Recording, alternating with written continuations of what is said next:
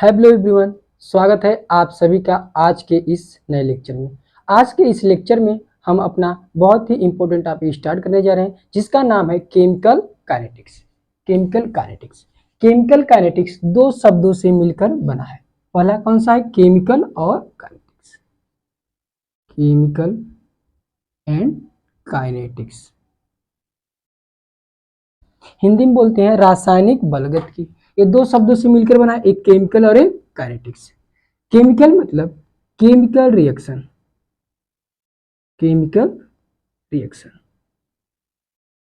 And kinetics मतलब speed और motion, speed और मोशन। अब केमिकल रिएक्शन क्या होता है, ठीक है, पहले इसको जानेंगे। केमिकल रिएक्शन होता क्या है।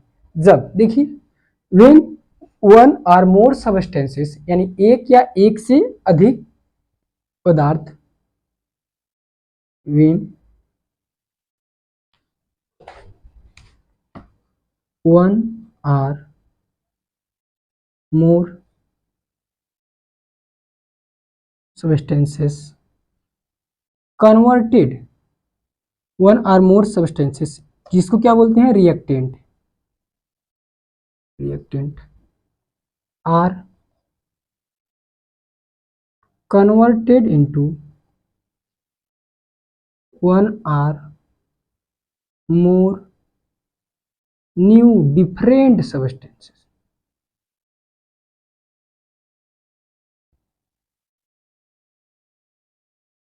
this is called chemical reaction। देखिए, समझते हैं। वेन जब वन आर मोर सब्सटेंस, एक या एक से अधिक पदार्थ, जिसको हम लोग क्या बोलते हैं? अभिकारक। हिंदी में क्या बोलते हैं? रिएक्टेंट यानी कि अभिकारक। जब ये क्या होते हैं? कन्वर्ट होते हैं किसमें? One are more new substances different, यानी एक या एक से अधिक अलग अलग नए पदार्थों में क्या हो जाते हैं? कन्वर्ट हो जाते हैं। तो इसी प्रोसेस को हम लोग क्या बोलते हैं? Chemical reaction. क्या बोलते हैं? Chemical reaction.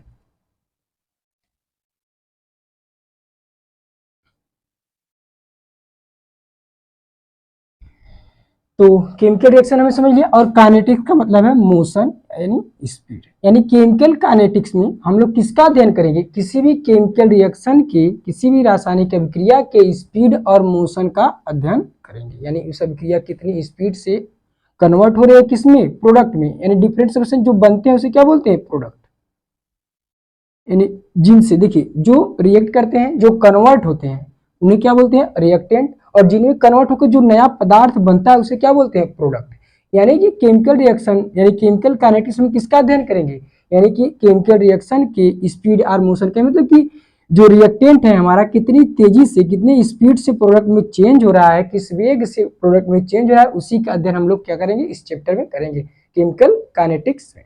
ठीक, यानी कि केमिकल रिएक्शन क्या, वो एक ऐसा प्रोसेस है जिसमें एक या एक से अधिक सब्सटेंसेस क्या होते हैं? कन्वर्ट हो जाते हैं किसमें? एक या एक से अधिक न्यू अलग अलग सब्सटेंस में, पदार्थ में कन्वर्ट हो जाते हैं, उसे क्या बोलते हैं? Chemical reaction. ठीक, अब देखिए, केमिकल रिएक्शन तो आप लोग को समझ में आ गया होगा।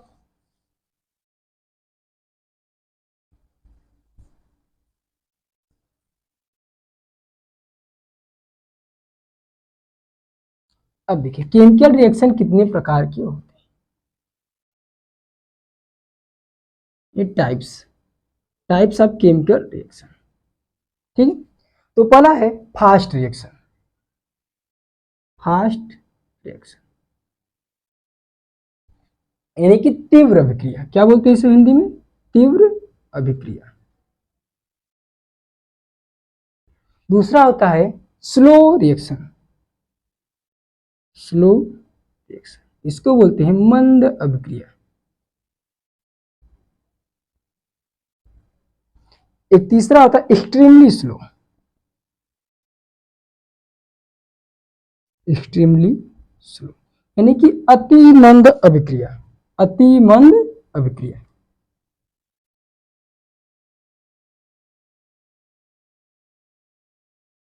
अब इसके बारे में हम लोग अध्ययन करेंगे।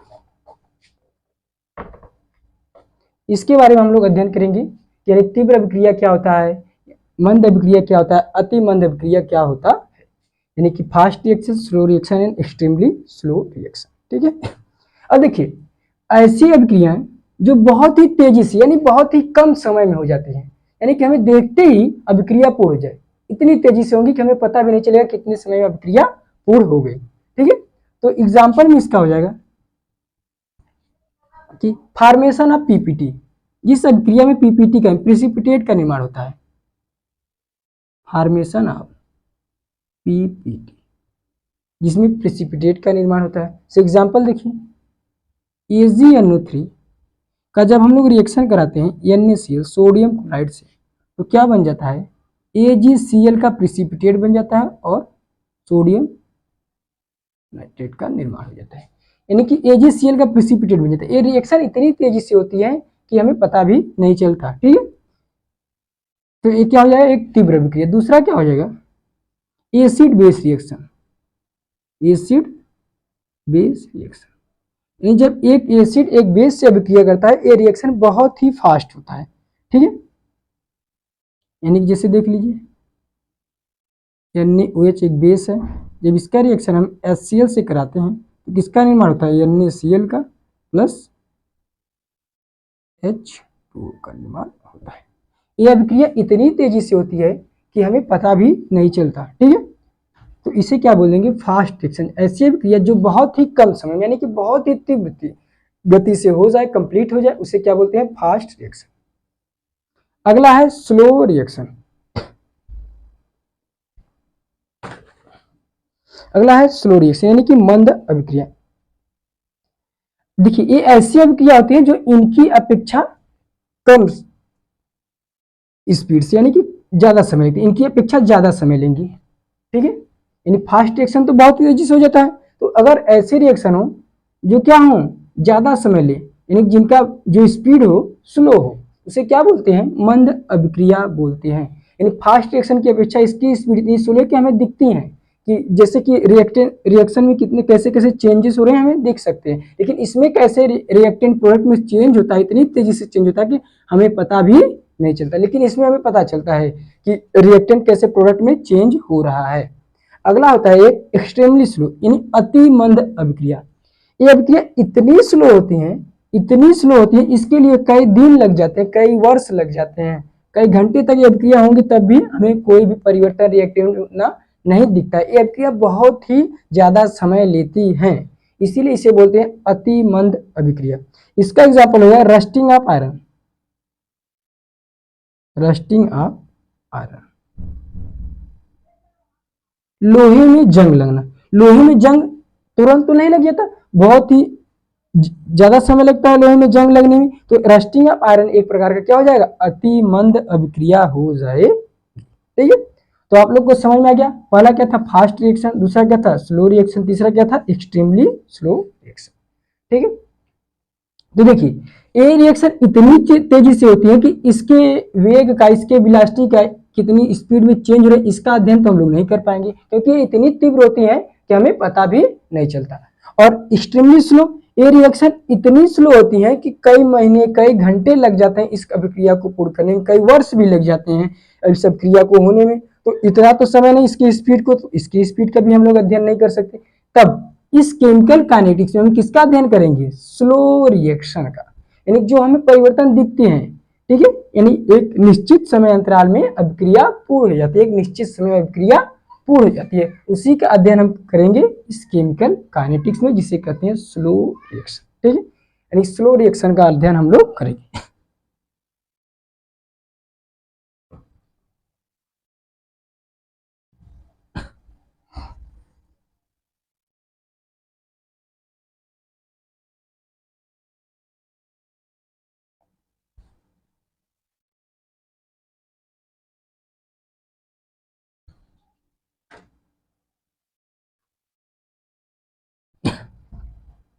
तो हमने type of reaction, chemical reaction क्या होता है पढ़ लिया, टाइप ऑफ केमिकल रिएक्शन पढ़ लिया, slow reaction, fast reaction and extremely slow reaction, जिसमें इस चैप्टर में हम लोग किसका अध्ययन करेंगे, स्लो रिएक्शन का, यानी किसका अध्ययन करेंगे, स्लो रिएक्शन का अध्ययन करेंगे, मंद अभिक्रिया। अब हमें रिएक्शन किसके अध्ययन किसका करना है, केमिकल काइनेटिक यानी किसी केमिकल रिएक्शन के वेग का, स्पीड का। तो हमारा सबसे पहला टॉपिक होगा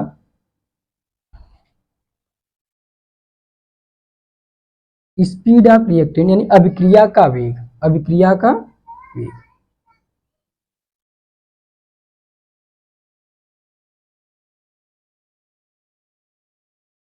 अभिक्रिया का वेग इसी को बोलते हैं रेट यानी दर या स्पीड, वेग या दर भी बोलते हैं, रेट और वेलोसिटी ऑफ केमिकल रिएक्शन।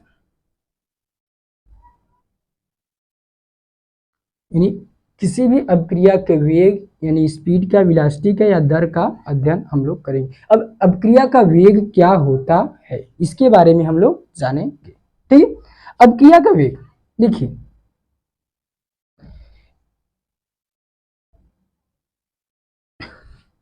अभिक्रिया के वेग से हमारा तात्पर्य है, यानी कि देखिए पहले अभिक्रिया कोई भी क्या होगी, रिएक्टेंट होगा और किसमें चेंज होगा, प्रोडक्ट में। इसको बोलते हैं अभिकारक हिंदी में, अब इसको बोलते हैं उत्पाद। अभिकारक से उत्पाद के बनने में, अभिकारक से उत्पाद के बनने में कितना समय लग रहा है, कितना समय लग रहा है, और इस रिएक्टेंट की कितनी मात्रा में चेंजेस हो रहे हैं, उत्पाद की मात्रा में कितनी बढ़ोतरी। अब देखिए जब अभिकारक उत्पाद में चेंज होगा तो इसके कंसंट्रेशन क्या होगा, इसकी सांद्रता क्या होगी, कम होगी, और इसकी सांद्रता बढ़ेगी। यानी कि अभिकारक से उत्पाद में जो चेंजेस हो रहे हैं समय के साथ, उसी को क्या बोलते हैं, अभिक्रिया का वेग। ठीक है, यानी कि समय के साथ अभिकारक या उत्पाद की सांद्रता में होने वाले परिवर्तन को ही क्या बोलते हैं, अभिक्रिया का वेग। तो अभिक्रिया का वेग का फार्मूला हो जाएगा, इसको आर से डोनेट करते हैं, किससे डोनेट करते हैं, आर से, यानी रेट क्या हो जाएगा, फार्मूला अभिकारक या उत्पाद की सांद्रता में होने वाला परिवर्तन, यानी कि change in concentration of reactant and उत्पाद अपॉन समय। कौन सा समय, परिवर्तन में, कितने परिवर्तन होने में कितना समय लगा, परिवर्तन में, परिवर्तन में लगा समय। ठीक है, यानी कि change in concentration of reactant और change in concentration of product upon taken time, यानी कि अभिक्रिया या उत्पाद या अभिकारक की सांद्रता में कितना परिवर्तन हुआ और उस परिवर्तन में कितना समय लगा है, जब इन दोनों का रेशियो निकालते हैं वही क्या हो जाता है, अभिक्रिया का वेग हो जाता। ठीक है, तो इसका डिफिनीशन हम आप लोग को लिख देते हैं।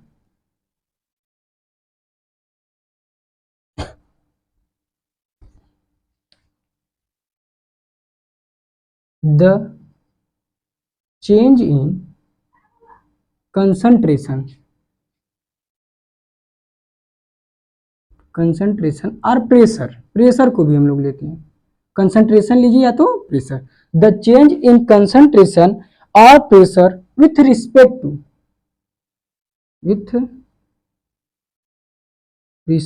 To time is called rate of reaction. The change in concentration और प्रेशर, किसका कंसंट्रेशन, रिएक्टेंट का या प्रोडक्ट का, द चेंज इन कंसंट्रेशन और pressure with respect to time, time के साथ अभिकारक या उत्पाद की सांद्रता में होने वाले परिवर्तन की दर को अभिक्रिया का वेग या अभिक्रिया का दर कहते हैं।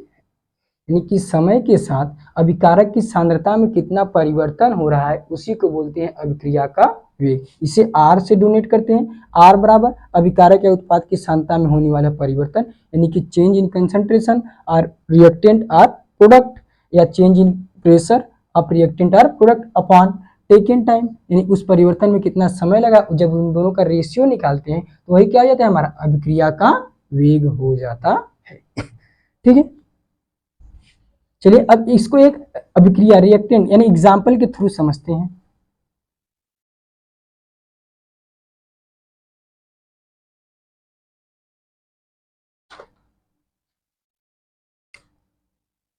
जैसे हमारे पास कोई रिएक्टेंट ए है, ए से कन्वर्ट हो गया किसमें, बी में।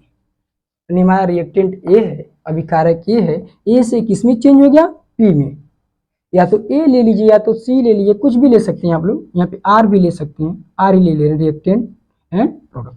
जब हमारा रिएक्टेंट से क्या हो रहा है, प्रोडक्ट में चेंज हो रहा है, तब इस अभिक्रिया के वेग को कैसे दर्शाएंगे, आर से शो करते हैं, स्मॉल आर से। स्मॉल आर बराबर क्या हो जाएगा यानी अगर हम रिएक्टेंट के सापेक्ष ले रहे हैं, किसके सापेक्ष, रिएक्टेंट, तो इसकी सांद्रता में क्या होगी, इसके कंसंट्रेशन में कमी होती है, इसके कंसंट्रेशन में कमी होती है, यहाँ पे क्या लिखते हैं, निगेटिव साइन लिखते हैं, और चेंज हो रहा है उसको डिनोट करते हैं D r upon d T, D r upon d T, यानी कि d r upon d T. यानी रिएक्टेंट यहाँ माइनस साइन क्या मतलब होगा, क्योंकि रिएक्टेंट जो अभिकारक है इसकी सांद्रता में क्या होती है, कमी होती है। जैसे ये रिएक्टेंट किसमें चेंज होता है, प्रोडक्ट में,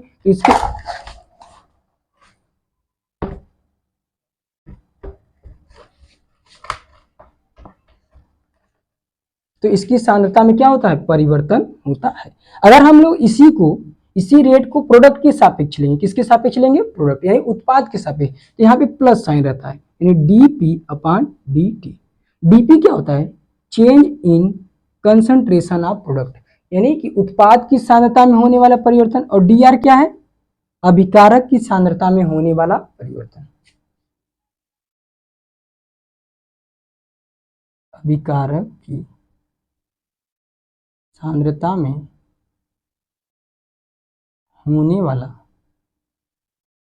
परिवर्तन। और ये क्या, डीपी क्या है, उत्पाद की सांद्रता में होने वाला परिवर्तन।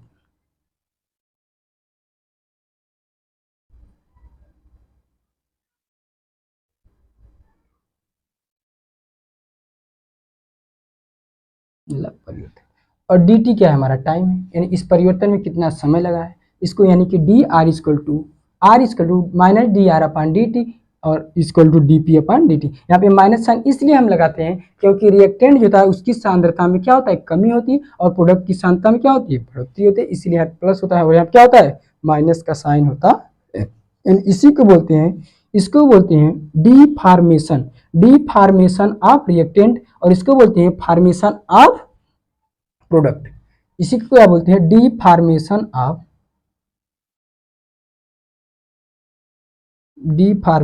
ऑफ रिएक्टेंट, यानी उत्पाद में जो कमी हो रही है, डी फार्मेशन, और इसको बोलते हैं formation of product, formation of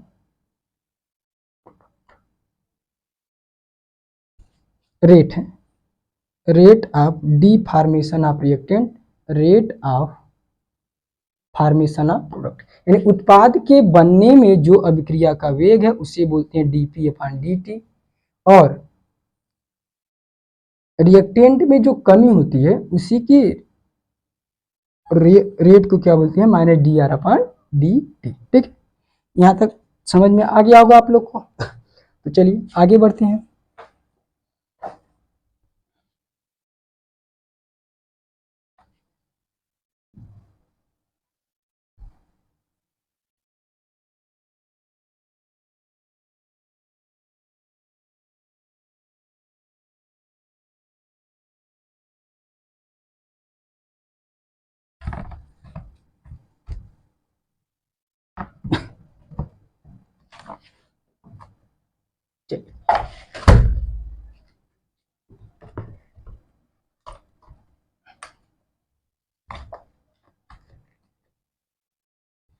अब देखिए जो चेंजेस होते हैं, जैसे रिएक्टेंट में जो चेंजेस हो रहे हैं, डी आर हमने दिखाया, क्या दिखाया, प्रोडक्ट में जो चेंजेस हो डीपी, यहाँ पे जो चेंजेस होते हैं,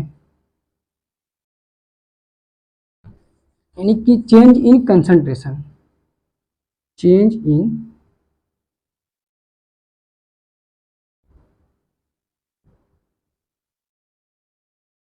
कंसंट्रेशन, यानी सांद्रता में जो परिवर्तन होता है उसको कैसे दर्शाते हैं। जैसे देखिए कहीं कहीं आप लोग को मिलेगा डेल्टा से, डेल्टा आर रिएक्टेंट की सांद्रता में परिवर्तन, या कहीं मिल जाएगा आप लोग को डी आर, या कहीं मिलेगा डेल्टा आर। कब डेल्टा आर लगाते हैं, कब डी आर लगाते हैं, कब डेल्टा। ठीक है, अब देखिए यानी कि delta r upon delta T कहीं कहीं रेट इस टाइप से मिलेगा आप लोग को, आर बराबर या तो क्या मिल जाएगा D R upon D T इस टाइप से, या तो डेल्टा आर अपान डेल्टा। इसका मतलब क्या हुआ, डेल्टा डी इन सब में क्या अंतर डिफरेंसेस होते हैं।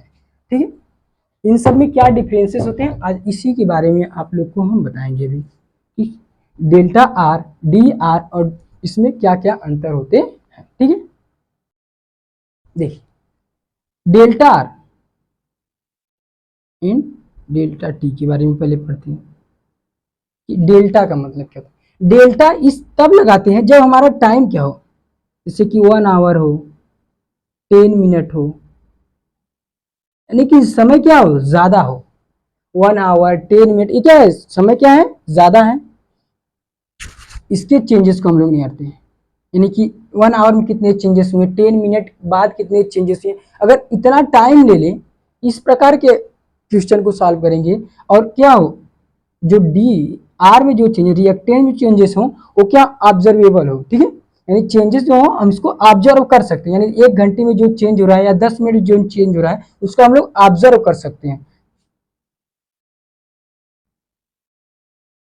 ऑब्जर्वेबल चेंजेस,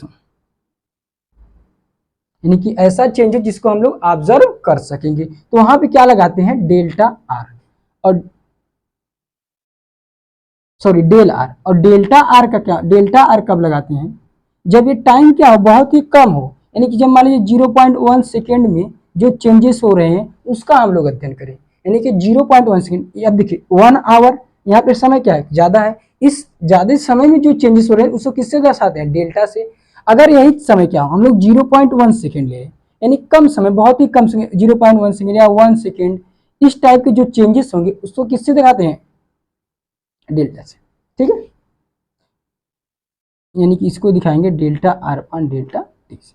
अगर देखिए डी आर जब समय हमारा बहुत ही कम हो, जब टाइम क्या हो 0.001 सेकेंड में चेंजेस को हम लोग अध्ययन करना होगा, यानी कि बहुत ही कम समय में वेरी वेरी लो चेंजेस, और चेंजेस भी क्या हो बहुत ही कम हो, वेरी वेरी लो चेंजेस। अगर इसका अध्ययन यानी कि इतने कम समय में कितना कम से कम जो चेंजेस हुआ उसका अध्ययन हमें करना होता है, तो हम लोग क्या लगाते हैं डी लगाते हैं। यानी अगर समय क्या हो बहुत ही ज्यादा हो, ज्यादा समय में जो चेंजेस होते हैं अगर उसका अध्ययन हम लोग करते हैं उसे क्या लगाते हैं डी। ठीक है, उसके बाद अगर समय क्या बहुत ही कम हो, बहुत ही कम हो, और उसमें जो बहुत ही कम समय में जो चेंजेस होते हैं उसको अगर हम लोग को ऑब्जर्व करना हो, उस प्रकार के रिएक्शन के रेट को देखना हो तो वहां क्या लगाते हैं डी लगाते हैं। डेल्टा यानी समय इसकी अपेक्षा तो ज्यादा रहेगा और इसकी अपेक्षा क्या रहेगा कम रहेगा, तो वहां क्या लगाते हैं डेल्टा। 0.1 सेकेंड या 1 सेकेंड, इसमें क्या समय था 0.01 सेकेंड का समय था। ठीक है, तो आई थिंक आप लोग को डेल्टा डी आर और डेल में अंतर समझ में आ गया हो गया।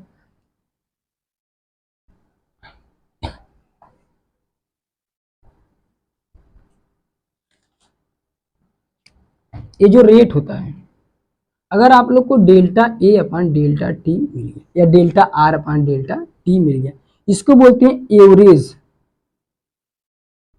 एवरेज रेट, औसत दर। क्या बोलते हैं औसत दर, औसत वेग या औसत दर। ठीक है, अगर आप लोग को मिल गया delta r upon delta T, इसको बोलते हैं अप्रॉक्सीमेट रेट, अप्रॉक्सीमेट रेट।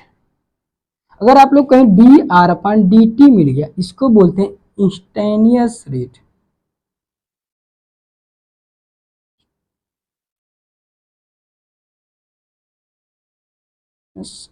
ताक्षणिक वेग, हिंदी में क्या बोलते हैं ताक्षणिक वेग या ताक्षणिक दर, ताक्षणिक वेग या ताक्षणिक दर। ठीक है, तो अंतर समझ में आ गया होगा। डेल्टा आर क्या होता है एवरेज रेट औसत दर होता है, डेल्टा अप्रॉक्सीमेट रेट होता है, D R upon D T क्या होता है इंस्टेनियस रेट यानी ताक्षणिक वेग होता है। ठीक है, चलिए